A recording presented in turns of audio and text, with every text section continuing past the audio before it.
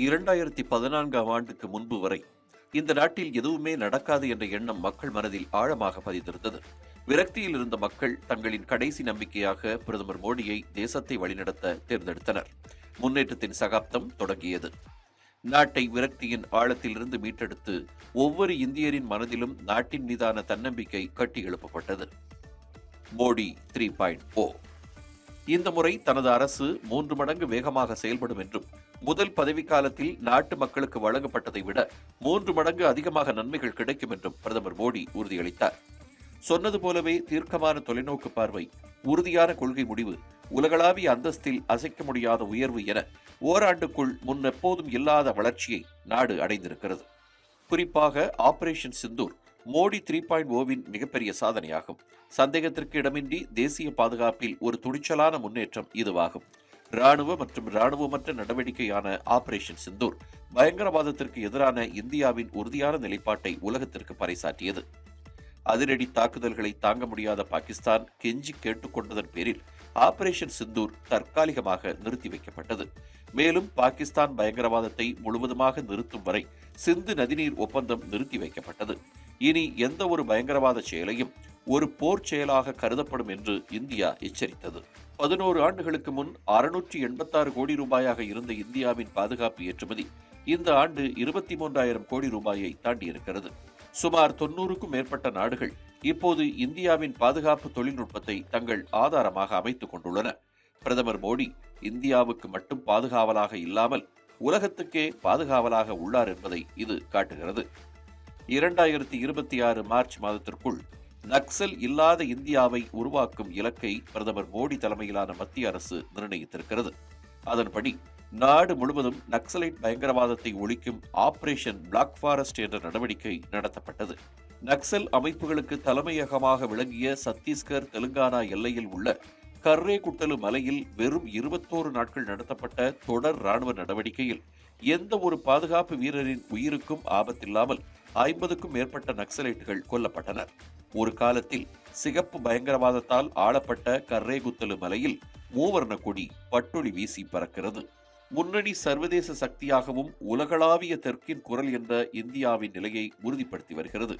இன்னொரு புறம் பொருளாதாரத்திலும் இந்தியா வேகமாக வளர்ந்திருக்கிறது. 2014ஆம் ஆண்டில் 11வது இடத்தில் இருந்த இந்தியா 4 டிரில்லியன் பொருளாதாரத்துடன் ஜப்பானை பின்னுக்கு தள்ளி உலகின் 4வது பெரிய பொருளாதாரமாக உயர்ந்திருக்கிறது. 2028ஆம் ஆண்டுக்குள் ஜெர்மனியை பின்னுக்கு தள்ளி இந்தியா 3வது பெரிய பொருளாதார நாடாக மாறும் என்று கணிக்கப்பட்டுள்ளது. நாட்டின் அந்நிய செலவாணி இருப்பு 700 பில்லியன் அமெரிக்க டாலராக உயர்ந்திருக்கிறது. 2011-12ஆம் ஆண்டில் 27.1% இருந்த வறுமை தற்போது 5% குறைந்திருக்கிறது. குறிப்பாக கிராமப்புறங்களில் வறுமை 7.2% குறைந்துள்ளது. சொல்லப்போனால் 27 கோடி மக்கள் வறுமையிலிருந்து மீட்கப்பட்டிருக்கிறார்கள். நடுத்தர மக்களுக்கு ஒரு வரப்பிரசாதமாக 12 லட்சம் ரூபாய் வரை ஊதியம் பெறுவோருக்கு வருமான வரி ரத்து செய்யப்பட்டிருக்கிறது. நாட்டில் உள்ள ஏழை மக்களுக்கான இலவச மருத்துவ காப்பீட்டு திட்டமாக அறிமுகப்படுத்தப்பட்ட ஆயுஷ்மான் பாரத் திட்டம் விரிவுபடுத்தப்பட்டுள்ளது. இந்த திட்டத்தின் கீழ் 70 வயதுக்கு மேல் உள்ள மூத்த குடிமக்கள் அனைவருக்கும் வருமானத்தை பொருட்படுத்தாமல் ஒரு குடும்பத்திற்கு ஒரு ஆண்டுக்கு 5 லட்சம் ரூபாய் சுகாதார காப்பீடு வழங்கப்படுகிறது.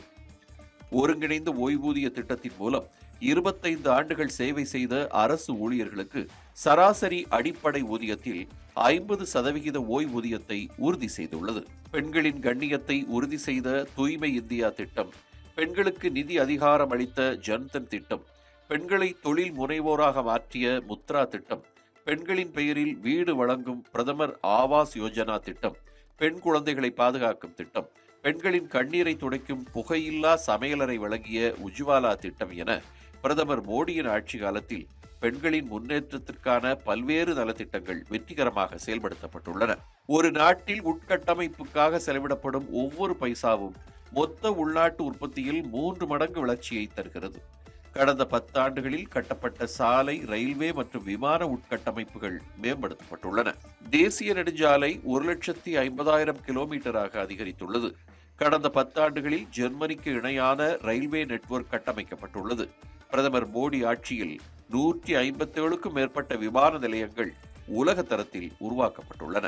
வாட்வான் துறைமுகம் முதல் போலவரம் திட்டம் வரை, உலகின் மிக உயரமான ரயில் பாலமான செனாப் பாலத்தின் பொறியியல் அற்புதம் முதல் எல்லை இணைப்பை மேம்படுத்தும் இசட்மோர் சுரங்கப்பாதை வரை, சுதந்திர இந்தியாவின் மிகப்பெரிய மற்றும் ஒருங்கிணைந்த உட்கட்டமைப்பு புரட்சி வெறும் கட்டுமான முயற்சிகள் அல்ல, தேசத்தை கட்டி எழுப்பிய மைல்கற்கள். இது எல்லாம் இந்தியாவில் சாத்தியமா என்று ஆச்சரியப்பட வைக்கும் பல முக்கியமான மசோதாக்களை பிரதமர் மோடி தலைமையிலான அரசு நிறைவேற்றியிருக்கிறது. புறக்கணிக்கப்பட்ட முஸ்லிம் பெண்களுக்கு நில உரிமைகள் மற்றும் கண்ணியத்தை காப்பாற்ற கொண்டுவரப்பட்ட வக்ஃப் திருத்த சட்டம் நாட்டில் இருந்த பல ஆண்டுகால அநீதியை முடிவுக்கு கொண்டு வந்திருக்கிறது. மக்கள் தொகை கணக்கெடுப்புடன் நாடு தழுவிய சாதி கணக்கெடுப்பு நடத்தப்படும் என்று தைரியமாக பிரதமர் மோடி தலைமையிலான அரசு அறிவித்துள்ளது.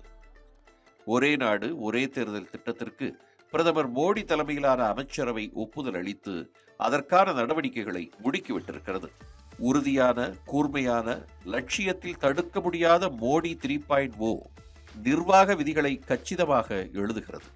தேசிய பாதுகாப்பை மறுவரையறை செய்கிறது. துணிச்சலான சீர்திருத்தங்கள் மற்றும் புதுப்பிக்கப்பட்ட தேசியவாதத்துடன் பாரத பாரம்பரியத்தை மீட்டெடுக்கிறது.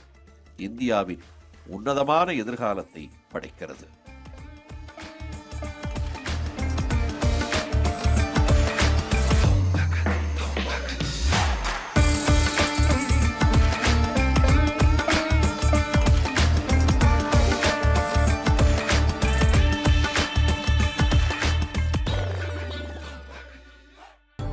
காக்க காக்க தர்மம் காக்க. மதுரையில் கந்த சஷ்டி கவசம் பாடும் 5 லட்சம் முருக பக்தர்கள். மாபெரும் ஆன்மீக சாதனைக்கு நம்மால் முடிந்த பங்களிப்பை நல்குவோம், புண்ணியம் பெறுவோம்.